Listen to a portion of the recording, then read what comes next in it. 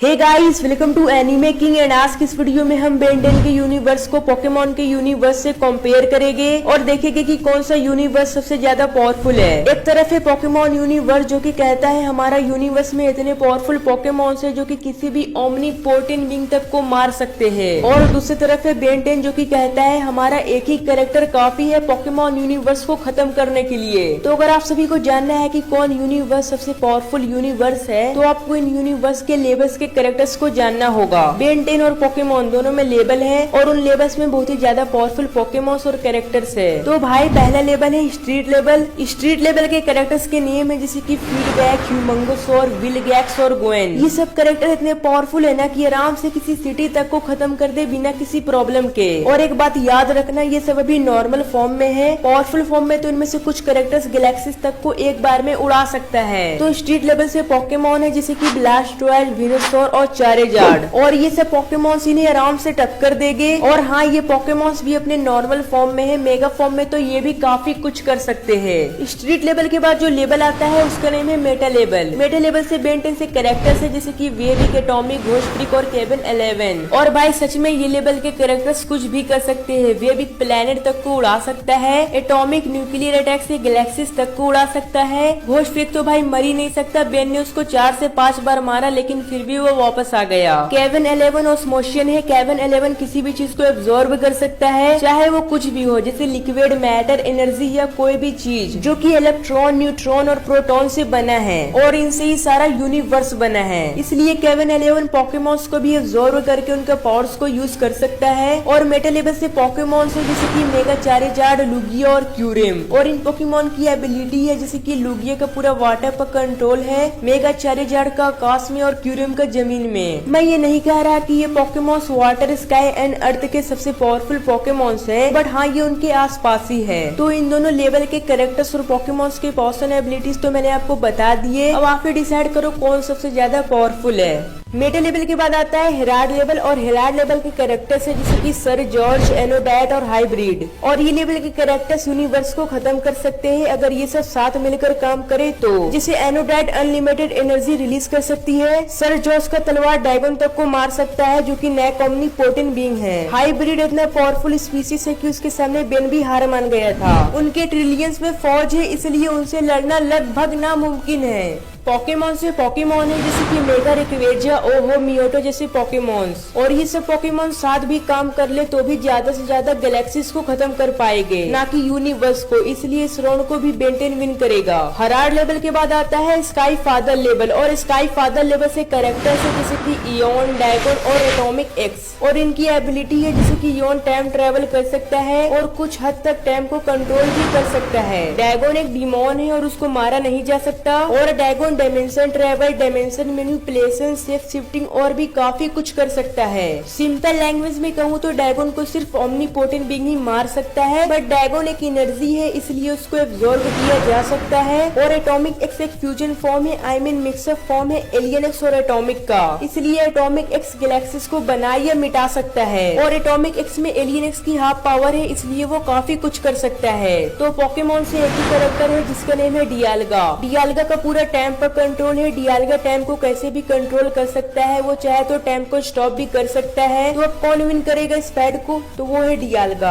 क्योंकि वो टाइम को अगर खत्म कर दिया तो कोई भी नहीं बचेगा, एटॉमिक एक्स भी नहीं। मैं मानता हूँ वो हाफ सेलेस्टियल सेपियन से बट फुल नहीं, और एक एपिसोड में वो टाइम रेस से मर ही गया था। बट अगर ये फाइट बेन 10 के यूनिवर्स में होता है तो फिर डियाल्गा का कोई भी कंट्रोल नहीं होगा टाइम पर, क्योंकि बेन 10 यूनिवर्स को डियाल्गा ने नहीं बनाया है। और योन बैंड बजा के रख देगा डियाल्गा का, बट ये बेन 10 यूनिवर्स है भाई, इसलिए बेन पोकेमॉन के यूनिवर्स में घुस के मारने वालों में से है, ना कि मरवाने वालों में से।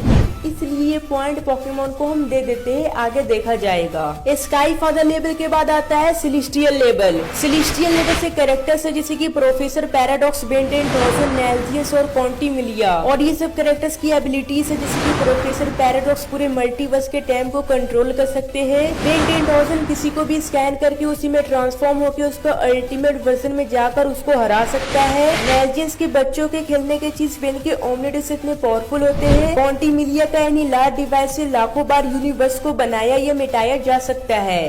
तो पोकेमॉन से एक ही पोकेमॉन है जो कि है आर्कियस। आर्कियस का पूरा कंट्रोल है पोकेमॉन के यूनिवर्स पे। वो पोकेमॉन यूनिवर्स के सभी चीजों को कंट्रोल कर सकता है। तो क्या बेन 10 यूनिवर्स के ये कैरेक्टर्स आर्कियस को हरा देंगे? और एक बात याद रखना, ये फैट पोकेमॉन के यूनिवर्स में ही हो रहा है, इसलिए पोकेमॉन यूनिवर्स के पास अपर एडवांटेज है। और यहाँ पर मैं डियालगा और सारे पोकेमॉन, जितने भी पोकेमॉन के यूनिवर्स में एग्जिस्ट करते हैं, उनको लेना चाहूंगा, क्योंकि उनके बिना ये फैट आर्कियस का अकेले लड़ना लगभग इम्पॉसिबल है। तो बात रहा सारा पोकेमॉन का, तो उसको नेल्जियस संभाल लेगा अपने एडवांस टेक्नोलॉजी से। बट नेल्जियस को ये सब टेक्नोलॉजी का हेल्प लेने का कोई भी जरूरत नहीं है, क्योंकि उनके बच्चे के खेलने के टॉयज जैसे बिजी बॉक्स वही काफी है सारे पोकेमॉन्स को टक्कर देने के लिए। क्योंकि बिजी बॉक्स किसी भी चीज का डिक्टो बना सकता है और उसको बराबर का टक्कर दे सकता है। तो भाई जब बच्चे के खेलने के टॉयज पोकेमॉन को टक्कर दे देंगे, तो नेल्जियस के वेपन तो पोकेमॉन को एग्जिस्टेंस से ही मिटा देंगे। डियालगा को प्रोफेसर पैराडॉक्स आराम से टक्कर दे देंगे। भले ही डियालगा का अपने यूनिवर्स के टाइम पर कंट्रोल होगा, बट पैराडॉक्स तो पूरे मल्टीवर्स के टाइम को कंट्रोल कर सकते हैं। और मल्टीवर्स के अंदर ही पोकेमॉन का यूनिवर्स भी आता है।